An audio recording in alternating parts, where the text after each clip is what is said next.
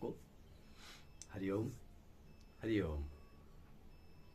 आज का दिन बहुत महत्वपूर्ण दिन समय है और इसको महाशिवरात्रि भी कहते हैं।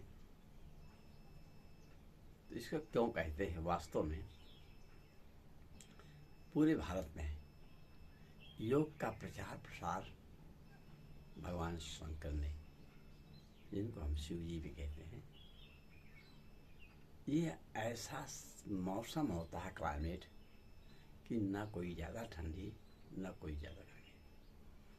गर्मी है ही नहीं और ठंडी भी नहीं, क्योंकि बहुत ठंडी में साधनाएं नहीं हो सकती हैं और बहुत गर्मी में नहीं हो सकती हैं। ये नॉर्मल दो सीजन, एक बसंत चैत और एक ये एक कुआर, ऐसे कुछ सीजनें हैं जिसमें कि विशेष साधना की आवश्यकता है। और वास्तव में जो हम श्वास लेते हैं उसको हम कहते हैं स्वर, और जो पूरे ब्रह्मांड में व्याप्त है उसको हम कहते हैं ईश्वर। लेकिन क्वालिटी के हिसाब से मवेशी, मरा, बूचड़ खाना, चमड़े कारखाना, जहाँ बदबू है उसको नारकीश्वर कहते हैं। और जहाँ फूलों का गार्डन हो और वहाँ कपूर, लोबान, तुलसी, किसकी सुगंध हो, जो सुगंध आपको अच्छा लगता है, ऐसा सुगंध का वातावरण हो, वहाँ का स्वर को हम परम स्वर कहते हैं। आज का दिन जो रात्रि क्यों कहा गया है?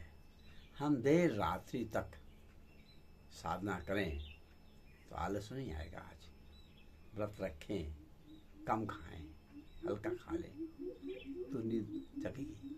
कुछ लोग एक ही रात में, ऐसी क्लाइमेट में, एक ही रात की साधना में एकाध ग्रंथि भी कर लेते हैं। आपके अंदर अद्भुत शक्तियां हैं। केवल सोई हुई जागृत नहीं रहती हैं, और जागृत केवल एक होती है शक्ति, सातों में से एक। जिस दिन आप गर्भ में आए हैं उस दिन रवि, सोम, मंगल, बृहस्पति, शुक्र, शनि में से कौन ग्रह नीचे है या उसका प्रभाव ज्यादा है, उसमें अलग अलग योग्यताएं हैं, जैसा चार्ट में आपको दिया गया है। पतंजलि ने उसका नाम अलग रखा, मूलाधार, स्वादिष्ठान, मणिपुर, अनाहत, विशुद्धि, आज्ञा, सहजता। वास्तव में हमारे माइंड को यहाँ आज्ञा हमारी आत्मा देती है, इसलिए ये आज्ञा को सुनता है। आज्ञा चक्र कहते हैं। ऐसे सबके नाम पड़ा हुआ है। अगर आप ऐसे मौसम में, आज ही नहीं, शिवरात्रि के दिन ही नहीं, धीरे धीरे बिल्कुल कम से कम 2 माह तक आपको क्लाइमेट बढ़िया मिलेगा। आप योग साधना द्वारा गरीबी दूर करना है जी, तो मूलाधार विकसित कर लो। आप नौकर नहीं, नौकर बनाएंगे। बहुत आसान है, कठिन नहीं है, लेकिन उसमें फूल का महत्व हमें लेना पड़ेगा और जलनेती का महत्व करना पड़ेगा। जैसे कोई भी हम जो चीज़ श्वास से भेज रहे हैं, तो श्वास नाली को हमें साफ करना पड़ेगा। उसके लिए जलनेती कर लें, पानी से मस्तिष्क को धो लें। मुसलमान लोग खींचते बढ़िया, फिर निकालते हैं। तो ये जो है मस्तिष्क को धोने के लिए जलनेती क्रिया, जैसा चार्ट में दिया गया, ये नीचे देखे होंगे तो ऐसा हम तो अपने स्कूल के बच्चों में 6 साल 7 साल के बच्चे करते थे जलनेती। और फूल का महत्व है, जैसे गुलाब का फूल आपको दिखा रहे हैं, हमको मिल जाता है ऐसे मौसम में गुलाब बढ़िया। इन फूलों को लेके आप श्वास खींचेंगे, ऐसे रोक के निकालेंगे। इस मौसम पे, ठंड मौसम है, दाहिना स्वर तेज लीजिए। उसको हम सूर्य नाड़ी, सूर्य चक्र, सूर्य नाड़ी भी बोलते हैं। तो सूर्य नाड़ी से हम गर्म हवा, यहाँ बना हुआ गर्म, यहाँ ठंडा, ऐसे मौसम पर सूर्य चक्र, सूर्य भेदी प्राणायाम भी बोलते हैं उसको, इसको खींचा, रोका, धीरे छोड़ा, कोई कठिन नहीं है। अब अगर हम श्वास को सुगंधित स्वर देंगे, उसको परमेश्वर बोलते हैं, परम स्वर। अगर हम परमेश्वर आत्मा को देंगे तो हमारी आत्मा परम आत्मा बनेगी। और फिर आपका जो भी काम होगा पॉजिटिव करेगी आत्मा और माइंड को आदेशित कर देगी आज्ञा चक्र को।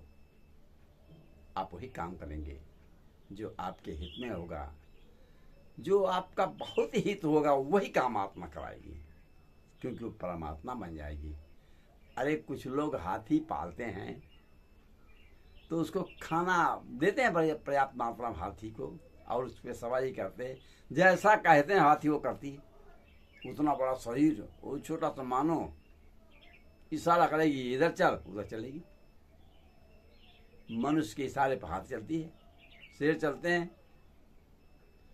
ऐसे ही हमारी परमात्मा के इशारे पर, हमारी आत्मा के इशारे पर माइंड चलता है, फिर गलत काम नहीं करेगा भैया। जीना है तो आत्मा को परमात्मा बना लो अंदर, और स्वर को परमेश्वर बना के लो, फिर देखो आपका जीवन बदल जाएगा। अर्थवा समझो मेरे प्यारे भाइयों, बहुत कठिन नहीं है। परम स्वर परमेश्वर, परम आत्मा परमात्मा, मित्र परम मित्र, लाभ परम लाभ, ऐसा शब्द हैं जिसे समझना हमको। तो ये जो है वास्तव में हमें आनंद का जीवन जीना है, तो हमें आत्मा को परमानंद देना है। परमानंद आत्मा देगी, परमात्मा देगी, और उसको पाने के लिए हमें थोड़ा सा प्राणायाम करना है और जलनीति करके प्राणायाम करना है। जलनीति अगर ना हो सके तो आपको कपड़ा हल्दी, जैसे हमने लगा हल्दी में, एक रुमाल हल्दी में रंग के ऐसे बांध लो, बस आप श्वास खींचेंगे, हल्दी की गंध जाएगी, सारे विषाणु मर जाएंगे, और फिर आपको कपाल भांति करके धुआं निकाल दो।